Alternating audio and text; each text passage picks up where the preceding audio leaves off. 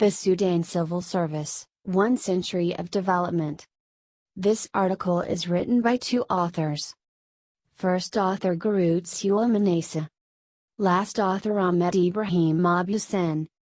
Contribution and originality of the study is that this study is the only one to investigate the phenomenal growth of Sudan civil service during the 20th century. Such growth is explained in terms of political regime orientations, citizens' escalating demands for services and development and, most important, increasing tendency to decentralize governance leading to more participation and responsiveness. This paper seeks to explore and explain quantitative growth of the Sudan civil service throughout the 20th century. The basic contention is that such growth is explainable in terms of political regime orientations and responsiveness, on the one hand, and citizens' demands for services on the other.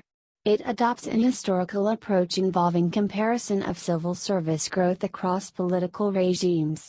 Thus, the colonial regime established law and order and cared about provision of services and infrastructure through bureaucracy. The first post-independence regime localized the civil service and created too many ministerial posts, departments and jobs to cope with escalating demands for services and development. The next socialist military regime, in line with its ideology, chose to enlarge the public sector and introduce far-reaching measures of decentralization resulting in more responsive governance that led to further growth of bureaucracy. The final escalation of civil service growth took place during the period of 1989 to 2000 and continued up to the present.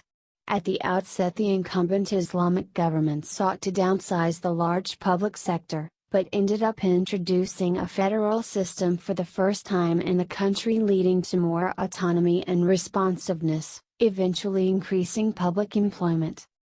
Thanks for watching this abstract video of International Journal of Management and Sustainability Volume 4 Issue Number 3.